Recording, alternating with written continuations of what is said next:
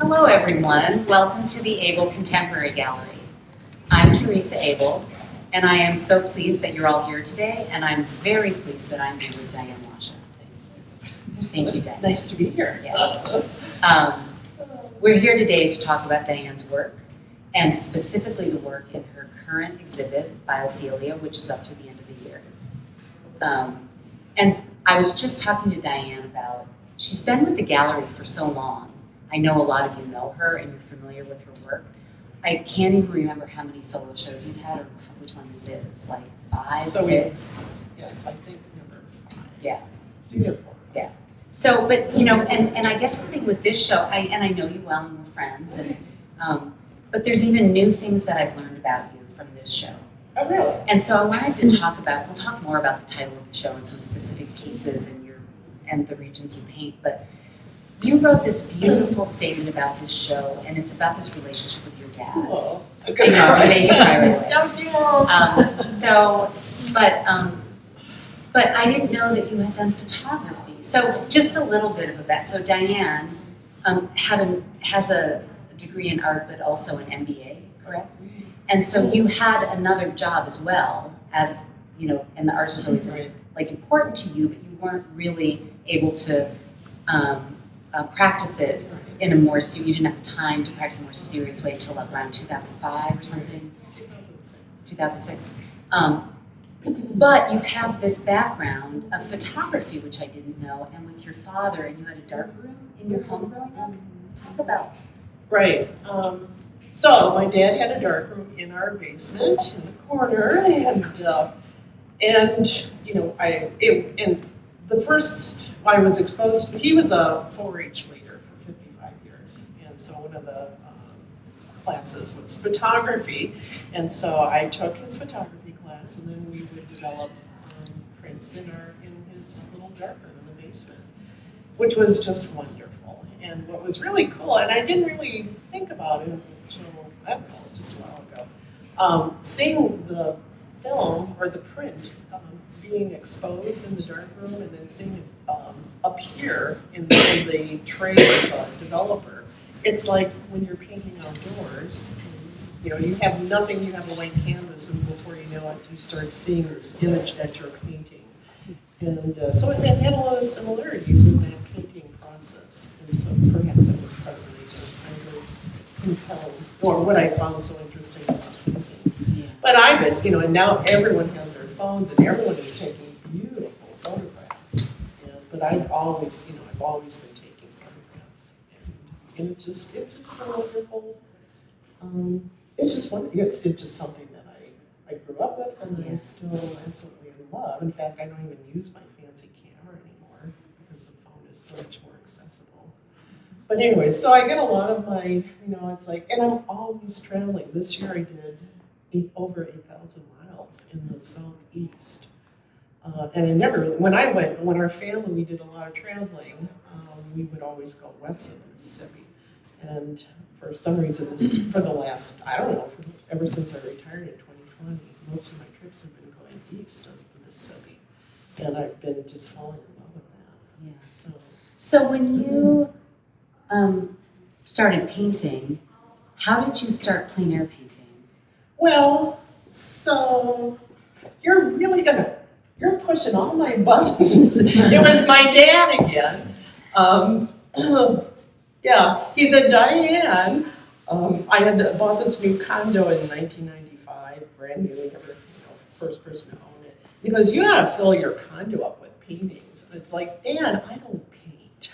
So he died in 2005, and then in 2006, I was still moping around my house, missing him deeply. And it's like, well, I guess I'll go paint. And so I was dabbling in it. And I went over to Observatory Hill, which was one of the places he and I had visited, where we observed, you know, the stars and stuff when the observatory was open. And I did this painting, and I was like, oh, that's kind of cool. It looks kind of good. And then I took it over to my friend Jan's house. I said, Jan, look what I did. And so, but up until, before that though, I was on a trip in the Rocky Mountains, and I saw some dude up on a mountain top. And it's like, what are you doing up there? And he was painting So that was my first spotting of plein air, and it wasn't a big deal then. And I don't know what's happened in the last 20-some years, but it's become a thing. But they've been painting outdoors forever, and it's really just about learning how to paint light. So Yeah. that's kind of what I started. Yeah. And then John Wilde, who's another part of the stable of artists that you have here. I took a class with him in 2007, I think, and we've been painting ever since. And he's the one who introduced us to you, Yeah. which is great. So this body of work represents some of the work that you've done in the past couple of years. Yeah, and most of it was done within the last year. But you did more than this. This is sort of an edited version of all the work you've done. And it represents, in the way that the show is installed and curated, works that represent different regions that you went to and visited. Right. To capture those places are in those areas. And so we were just talking before with someone, there's some work from the East Coast, and there's a lot of work around the Sugar River, just southwest of Madison. You're obsessed with the Mississippi River as of recent. So, 20 years. Yeah. But now just recently going to the lower Mississippi as well as the upper Mississippi. Right. And then the watersheds that you mentioned, the Sugar River, Black Earth, the Rock River, the Wisconsin River watershed, the Niagara Escarpment that goes up through Door County, and then Lake Superior and Lake Michigan. We just have these beautiful bodies of water all around us. Yeah. So one of the things that amazed me, I paint, but I don't paint landscape. It seems very intimidating to me because, and everybody can do this. Like, you can look at these paintings, and she has edited that world for you. So they're all painted, beautifully, and you think, oh, that just seems like it's perfect and it's always existed, and there's this poetry to what you're doing. And then if I walk out in the world and I actually just look at the landscape, there's so much stuff, because part of, I think, what really good landscape artists do is that you have to edit, right? Because you have to remember, you're not just painting this thing like it looks, you're making a really good painting, right? So there are places, I'm just assuming that you visit a lot, so you get familiar with those places, which would make you be able to do the editing more successfully. But when you're visiting someplace for the first time, and you're out there, and you're there with your canvas and your paints, and you have to decide, does that make it harder to make those quick decisions and do the editing? Places you've never visited before? Yes. Okay. You want to say more than that? Sure. So I do these plein air events, right? There was one in Dubuque, which we're in and grew up, and it's right on the Mississippi River. It's in East Dubuque and it's absolutely some of my beautiful overlooks, over the Mississippi. The Mississippi is just an amazing body of water. And we had this event, you paint all week long, and then then at the end of the week you submit all these paintings, and then they sell them off and then you go home. And I spent like 2 days just driving around that gorgeous part of the world trying to find something I wanted to paint. Really? It was beauty absolutely everywhere, and I ended up down at Bellevue, Iowa, and then found some of the county or state parks that they had overlooking the Mississippi, and it's like, that's it. So I spent, this is Jan's term, reconnoitering. So I spent a ton of time reconnoitering around the country, looking for beautiful things to, experience and see and then capture. But I think part of with the photography, and Annie Leibovitz, the very famous photographer, said that when she was growing up, she and her family were always doing trips out east or out west, and she was in a station wagon looking out the windows, and those windows in the station wagon kind of helped her frame how to capture those images. So I think part of, and I did that with my family. We did a lot of family trips in the station wagon going west. So learning how to edit, but you acquire that skill, right? Because it is overwhelming. Yeah. But now, I'm finding like that Mississippi River one. That was Dubuque. This large. There it is, East Dubuque, yeah. From some vantage point in Dubuque, looking north and east. Yeah. those big skies and that, and the small landscape, at the bottom of the painting. That's kind of appealing to me. So that's more, but how do you condense that into something that's manageable? Now, some of my large paintings, and that one was definitely done in my studio. But I've started some of these large paintings outdoors and then finish them in my studio.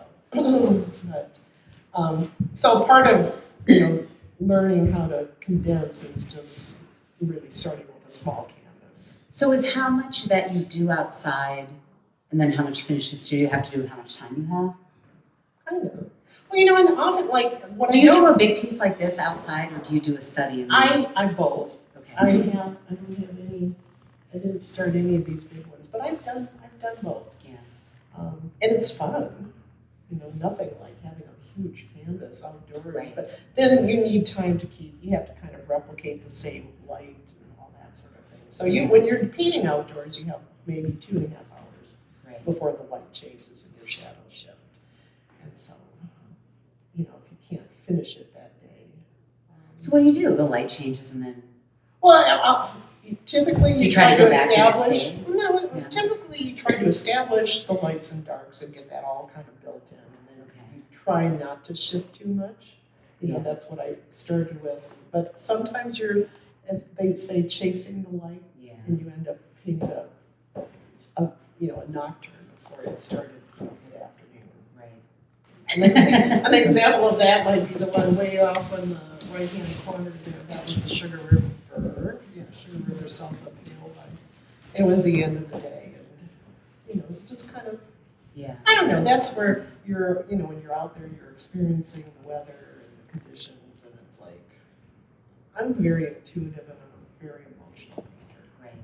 So it just kind of happens. Yeah. And sometimes it happens good, and sometimes it doesn't happen. Right. And then when all of these paintings are actually in my small second bedroom, which is my studio. So.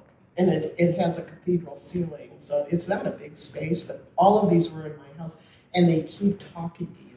So when I think, oh, am I done with that? And they keep, no, you're not done with me. So then you're adding more pages. They keep evolving. Yeah. Sometimes. Yeah. So I know you're obsessed with the Mississippi. Yeah. So we did a studio visit. And you have been reading and researching about Mississippi, and then you did traveling there. So, what's something really cool that you learned about the Mississippi that you can tell us?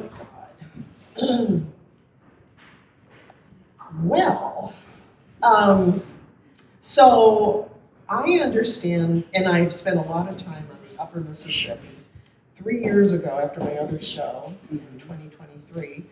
I did a trip down to Florida, and I took the long way, because that's what I do, and I ended up outside of Memphis, and then I went down to Jackson, and then I was supposed to get down to Florida, but it's like, Vicksburg and Natchez aren't too far away, and then I can go.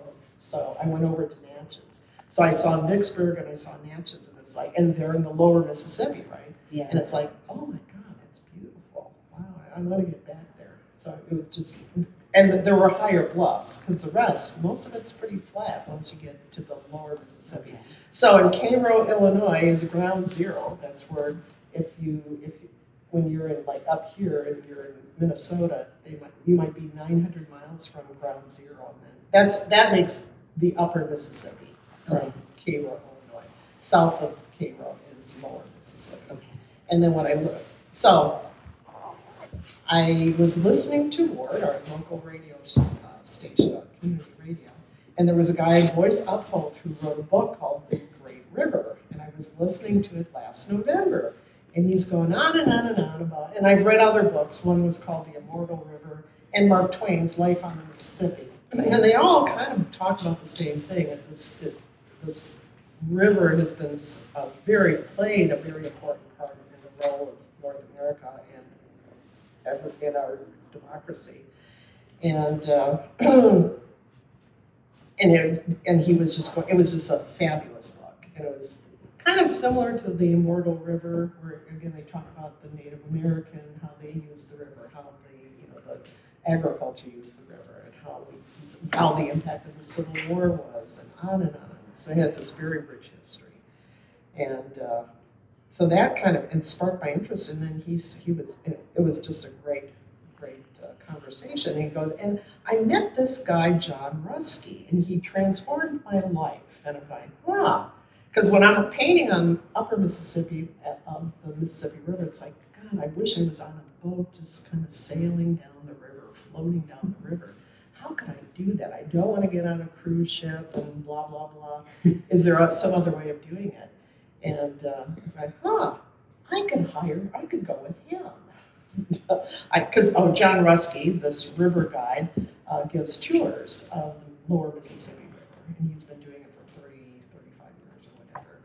And so you hunted him down? I hunted him down. And so I spoke with the author of Voice, and then I called John Rusky, and before I knew it, like a week or two later, I'm taking a trip down the lower Mississippi in March of this year. I'm going, how the hell did that happen? So anyways, March rolled along, and I was doing a workshop down in St. Simon's Island. I've done 3 trips this year. And coming back, and on the way back, I was going to go visit John. And it was just the 2 of you, right? Well, how many people were on the Then I picked another girlfriend who's coming up from Florida, so it was my friend Barb and me. Okay. And then we headed over to where John Rusky was, and we got to his boarding house. And are you all painters? No. Okay. No, Barb was not. Okay. I am. But John Rusky is also an artist. And so, beside everything else that he does, he's an amazing individual. And so we got over there, and his company is called Cowpow Canoe Company, which is the downstream people.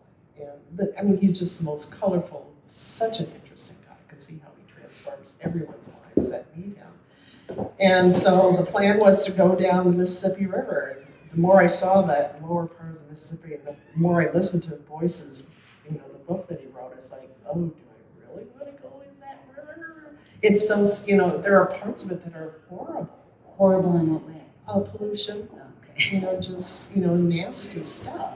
Yeah. But so from Cairo, Illinois, and then south to the Gulf of Mexico they call it the alluvial valley. And so all the sediment from North America is dumped down into that valley. It's also, near where the delta is. And I never knew what the delta was, and now that I've been in that area, it's like, oh, so that's the delta. You can actually see it. It's just it makes the delta makes southern Illinois look mountainous. Oh. It is so flat, but that soil is so very, very rich. So anyways, we get down there, and I really didn't want to go into the river because it was March, it was cold, it was windy, and I got a text message the next morning, and he said, sorry, Dan, we can't get on the river, it's too dangerous. Mm-hmm. So we didn't.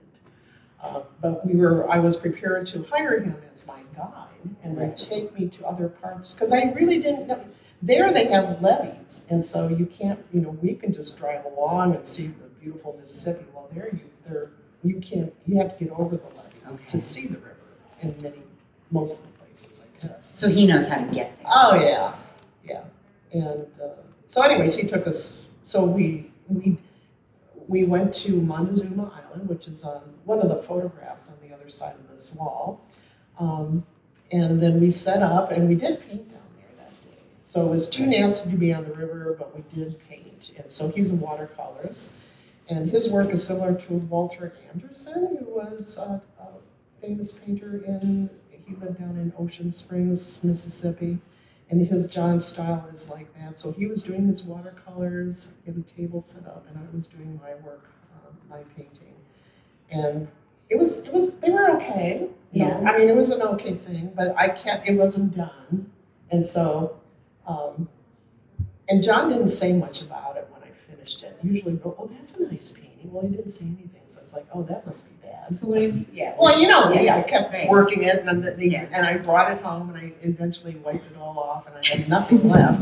And so when Theresa was at my house looking at it, she goes, Diane, didn't you go down to the lower Mississippi? And you don't have any lower Mississippi paintings there. It's like, oh, well, I had one, and I wiped it all off. And that's why I ended up thinking about, okay, how do I incorporate, because John really did impress me Well, it was all you talked about for I a long know. time, so, Well, which is great. I mean, it obviously, it left its imprint in other paintings, but you didn't, like, even though you didn't come away with a painting of that. Oh, and part of the highlight of that trip, though, was when the mud. So the next day, because it was, we painted the one day, the next day the weather was even worse, the wind, it was just incredible. But what was really cool is that the water there was very pure because of the alluvial valley. So all that sediment, all the water goes through and gets filtered, and then becomes very clean. And so the water where we were near Montezuma Island was, I would have jumped in that in a nanosecond, but it was really cold and windy. So anyway, so the next day it was even too cold and windy to paint. So then we just drove around and we went over to the Arkansas part of the river, and then went north and we were hiking around with some of the other little forest cypress trees. Beautiful. It was lovely landscape to photograph. Would have been fun to paint. But while I was taking photographs, I slipped in a mud puddle. I mean, I went whoosh. Every part of my body was full of mud. And I had to get home. So it's like, I pulled out, I found a plastic bag and I put it in my car seat. And, so we drove home and we're all laughing and giggling and trying to come up with nicknames for me. So we came up with the name Mud Pie Guy.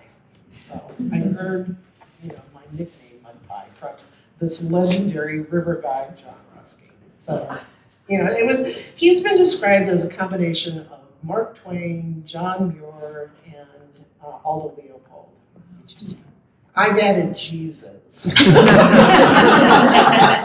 Because he's so kind and just, he's a force. Yeah, so, such a cool. And of course, he's in Clarksdale, Mississippi, which is the home of Delta blues, and music is a huge part. When I was growing up, my dad was also a musician, so music was a big, big part of our life. Yeah, I go to your house and I walk in and I can hear the music outside.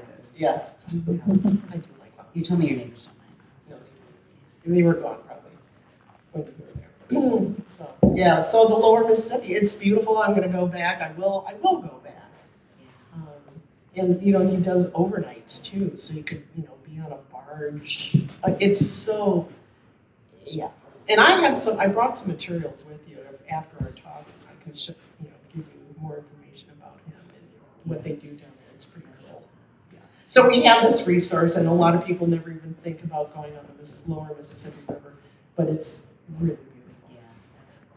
Yes. So another thing that I know about you that other people might not is, in addition to this capturing the landscape, being obsessed with the landscape, you also are hugely influenced by and a lover of abstract art, which I think is interesting. And we will have these conversations about some of the work that's more abstract. And I almost, when you were saying chasing the light, I feel like sometimes we have conversations and you're chasing the abstract, right? I should always be like, how do I successfully synthesize a landscape where you're still sort of getting the essence of that thing, but it's just it's the hardest thing, really, just getting to the smallest amount of brushstrokes and information. When did you become interested in abstract work, or were you always? Because I think people would think that those two things are quite different, right? I don't know. I mean, I love Rothko. Actually, I did a beautiful Rothko. It's above my sofa, and it looks. It's many people. Well, it's he's known for these massive, huge paintings that are all one color, right? And people go, I can do that. Well, try it with oil paint. It is. I don't know how the hell he did. Because you painted it over and over. I did. The one I have up there probably had. And Jan said it's not archival. I started with acrylic and then put oil, or I don't know. It was a hodgepodge of thing. I ended up getting house paint and then just rolling around. Okay, that's definitely not archival. No, but it was really hard. But it's and I sit there and I keep and I haven't taken it down. I mean, now that I have some spare time, my plan is to do I think it might be and do a Diane Washa. But it's very common. Let's see just how you do looking- with the Diane. Yeah. What? No. Was that a question? No, I was you painted a Mark Rothko, now you have to paint a Diane. Oh yeah, that's good. So let's talk just about a couple specific pieces, and then we'll open it up to questions from people. But so let's look at this one right here, which obviously we love, and I placed it right here under the. Where is this? When did you paint this? Did you do a study? So that was Governor Dodge on the north edge of northeast corner of Governor Dodge on a very busy road. And it was during a plein air event, and I was out early in the morning and driving off to where I was going to go, and there's no way you could. So many of our places that would make really cool paintings, you can't park there. You can't, you can't sit up and do it safely. So I had to take some photographs, and so it was early in the morning, and all, just this beautiful fog moving in. And I did this in my studio. Okay. I think I think you learn perspective and depth, and just establishing the depth of field in painting by painting outdoors. If you just look from a photograph, after To start with, you don't really. You have to really be there and see it and try to interpret what that looks like. Because so much of what art is at the beginning, whether you're practicing painting outdoors or whether you're doing life drawing, Right. is you're learning how to see. Right. Right? Yeah. So much of art is just learning how to see, and that's what you're sort of describing is. Mhm. And once you figure out how to see, then you're able to just take the photograph and Right. capture that. And it doesn't, sometimes, I think when you paint outdoors and you're painting from life, it has a different feel than if you're just working from a photograph. But I don't know, some of these are from photographs. I don't know that I would know. Yeah. Maybe you would know, but. Right. I'm hoping that they feel like they were painted in plein air. Right. Because I'm Well, maybe it's a difference too. It's not like somebody sent you a photograph and you said, this is a pretty photograph, and you'd never been there, and then you tried to make a painting based on it. Right. Like you were there and you were photographing and you Right. were there Well, and you knew what was the temperature was and what the lighting was, and was it windy or was it not windy? Was it morning? Was it? Right. Yeah. Exactly. Yeah. Frames or Yeah. how you approach it. Right. And then let's talk about this painting. Yes. Because you don't do it a lot, but every once in a while you paint an animal or still life. Yeah. Well, that one, the other one was my horse. Yeah. That was cool. That was fun. Yeah. Should we start with this? Unless you want to talk about the horse instead. Well, the horse, I was up with a friend in Bayfield. She lives in Minneapolis, but has homes in Bayfield, and so we were painting up there, and she said, Diane, there's a herd of wild Spanish Mustangs up in that, up near Bayfield. It's like, let's go see them. It was the middle of winter. And so when we couldn't see them the first day we went out, but then the next day, it's like, oh wait, they're over there. And there was like 100 or so. 100? I think so. They're rescued. Okay. And so it's like, oh, okay, well, let's stand. So we got out of the car. It's dead of winter, tons of snow, and we just stood by the gate or the fence. And eventually they started coming to us. And so I was taking photographs left and right of all these beautiful horses. And they were like right in front of my, right smack in front of my nose. And so I was taking photographs. And I had just finished a book called Awe, which was where do you find awe in life? That was an awe, though. Yeah. It was just being surrounded, or almost surrounded by a herd of Spanish Mustangs. Was pretty cool. So I did this one on Christmas Eve. Another thing that oh my God. I paint in memory of my dad on Christmas Eve because he played piano and he played like a good Scully from Charlie Brown. Oh. And so every Christmas Eve I do a painting for him. And this year, last year, I did with my friend Lynette, who is also a nurse. And I was doing the horse, and she knows horses, and I don't. Yeah. She's studying, she understands them. And then she helped me with some of the, put the final brush stroke for the eyelash of the horse. It's like, perfect. So that was fun. And then this one is an egret, we think. We think. We think. And yeah, that was really interesting because I do an underpainting, especially, so I had this beautiful photograph. And then I start with a mixture of, and this is really, I start like I'm in a dark room and I'm developing this, I'm watching this image appear in this tray of developer. And it's it's sepia tone kind of colors, and then I take a paper towel and I extract and I come up with these shapes. And so then you see this kind of monochromatic, drawing of this bird. Let that set up and then work into it. Well, I was having all sorts of problems with the background. The background it looks black, but it's this multiple layers of paint. And I just had a hell of a time because I knew once I varnish it, all of the variation in the paint application would go away. You wouldn't see that. But I wasn't sure if that was going to work or not. So then I had to call one of the manufacturers about the medium. They recommended this 3-in-1 product and put it on all over, let it sit for 5 minutes, then wipe it off.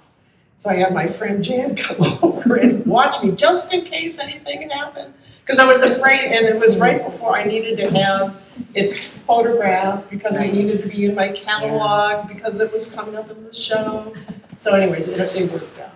People don't realize how stressful it can be to varnish.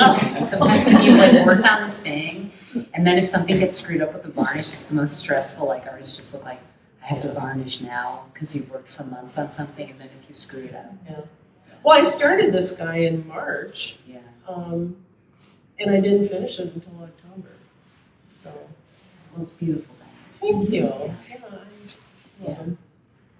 Well, if in any way this show is somehow an homage to your relationship with your father, you've made him proud. I know. Yeah, it's beautiful. Yeah, thank you. Yeah. But so that ties in with Connie's talk last week. Who has the show upstairs? On grief. Yeah. I mean, a lot of. So I think some of my best work. If you haven't seen work. that show yet, go. Yeah, it's pretty cool. And actually, one of my friends, Kayla, just went up and read it about the show, and she was like, "Wow, I can really relate to that." Yeah. Yeah, it was really powerful. So grief, a lot of this, the pain that you have, or trying to deal with it, or face it or not face it. I do some of my best work when I'm working through some of those emotions. Yes. Yeah. So I'm wondering if anybody has any questions. Yes. Yeah, since we left off at the bird, when did you start really working with birds? Because you've done plein air John landscape. Willoughby, Right. he's one of part of our tribe of artists, and with John, they have to be anatomically correct. So. He knows how many feathers. Oh, God. Oh, you don't know birds watching. You can't pay that. It's like, oh, God. So, yeah, I mean, I did, for my last show, I had beautiful blue heron, and I had 2 hawks. And then I had the scruffy one that was really cute. Well, I know that your interest was solidified with me when you approached me and wanted to do a trade with one of my bronze crows. Yeah. So. I love your plants. Well, I love your painting that I got. So.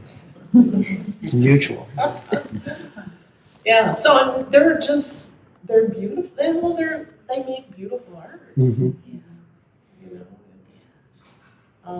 Yeah. You have. Yes. Finish your thought. Speaking of, the day after Thanksgiving, I went up to Aldo Leopold's Foundation up in Baraboo, and they have crane tours in November and the early part of December, not this year because of the snow.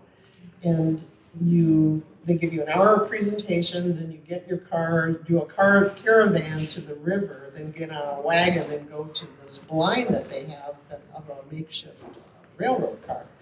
And then we sat there from 3:30 on until sunset to watch the cranes come thousands, this is part of their migratory path, thousands and thousands of sandhill cranes. It was phenomenal.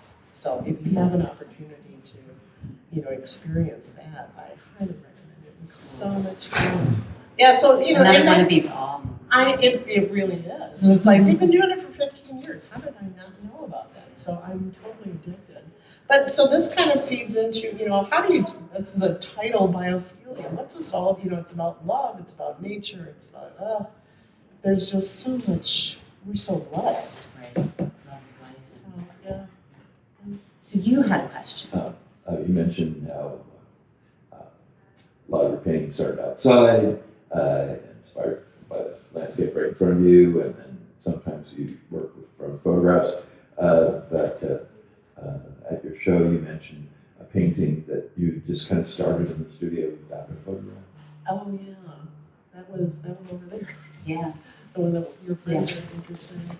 Yeah, some people can just, when I do abstract work, like that little piece over there is an abstraction. It was just typically just leftover paint on my palette. It's like, I've got to do something with it, so I'll just, and those, they've always sold.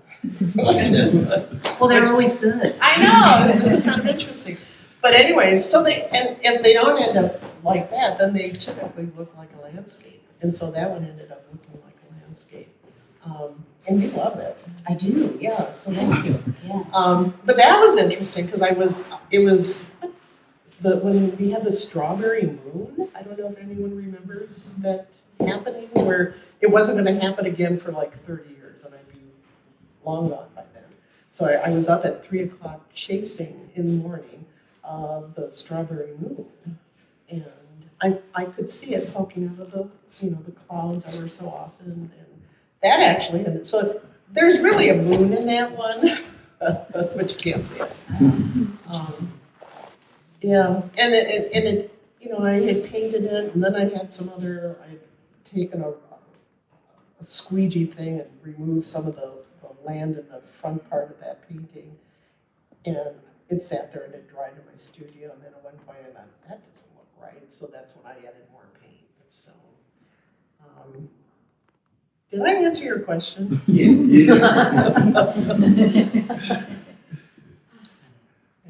Anybody else?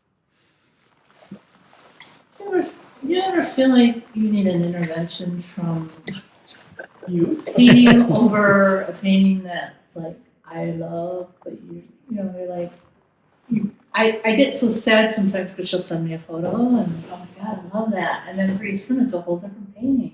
Oh. Do you ever feel like you need an intervention? Stop painting over Still that? those Oh, we paintings? have that, Yeah, no, I've gone into her studio and said, stop. Good. Yeah. I guess there's a safety net somewhere. Well, because I think there's a time when you're so close with it, you sort of can't see it anymore. It's like this fog. It's the fog of art. Sorry. But you can't, you're not even your own best judge of character at some point. So what you really need to do is put it away. You're nodding at me because you're an art, you know this. Yeah. And you just put it away and let it sit. And then take it out a while longer because then you can see clearly again. Because otherwise you're just like. Well, we had that perfect example where I did a demonstration of sunflowers Right. last year. Yes. And I did a painting here, and it had some good mojo going on. Yes. And then it's like, okay, I was here working, helping out because you were short on staff that day. And then I brought it home and I tried to finish it. Well, and I had a really good start. And then before I knew it, I would move the sunflower over here and da-da-da. And then it's like, well, that didn't work. So then I cut it in half. You wrecked it. Yeah, and then it ended up in the garbage. You regret that, don't you? Well, yes, because I had taken photographs of, the different phases that it was in, and I looked at the original one that I did here, and it's like, that was gorgeous. The other one, I hope you've learned your lesson. and I've done that 2 more times, at least 2. But with my dad, It's there was a process every time. It's really hard. I had one that started out as a beautiful, it was Owen Park in Madison, and it was fall colors, purples and orange, and it was just gorgeous. And it wasn't bad. And then I'm going to keep, and it was just so dense with, lot of detail, and I Yeah. don't always, some of the it was just a lot of detail. Yeah. And I wasn't comfortable with what I was doing. And so then that turned, and it was really good. And then that turned into an abstraction. So it went really very, very dark and just completely like, whoa. And then that turned into a tulip. And then that ended up in the garbage can. Yeah, so that's what Lynette's referring to. Yeah. That's what I need to mention. But I am learning, just, moms. yeah. So, yeah. The impermanence of pain. Yeah. It's just pain. Anything else? Anybody else? All right. Well, so this wonderful show is up through the end of the year. And I think, can you hang around a little bit if you Yeah, want to have yeah, a little one-on-one sure. chat with you about the work? And You're going to talk about 21st? oh, yes. Thank you. Yeah. So on December 21st, which is the solstice, it's a Sunday, there's a wonderful little event that's going to happen. Well, not little. There's a wonderful event happening here in Stoughton. Grand Inspired, who is our neighbor just over there, which is another wonderful gallery and woodworking makerspace in a beautiful renovated building, hosts a chamber music concert every solstice. And this year they're bringing us in as well as the Smet Foundation, which is going to do a soft opening of the building next to us, which is going to be an arts foundation that's starting next year. So there'll be a progressive event, and you can start there and have some drinks, and then come here and have some food, and then you can reserve free tickets for the chamber music event and go down to Grand Inspired for that. And there's 2 concerts. And during the day, Diane has graciously agreed to come here and do live painting on December 21st. Whether you go to the chamber music concert or not, you are welcome to come here. And that painting that she makes that day, we're going to raffle it off, and all the proceeds will go to a food pantry in Stoughton. Mm-hmm. So that will be another opportunity to see Diane. So Should be fun. yeah, it should be fun. And if I screw it up, Just we'll take one of them. So anyway, so yes, see the show. There's 2 other shows up right now. It's our Cup Show, which is up through the end of the year. Great ceramic artists from all over the United States. And then Chicago artist Connie Noyes has a beautiful installation upstairs called Dinner for 2 Leftovers. She has a really thoughtful artist statement, and it is about grief and lots of other things. And so thank you all for coming, and mostly thank you, Diane. Oh, Yeah, great.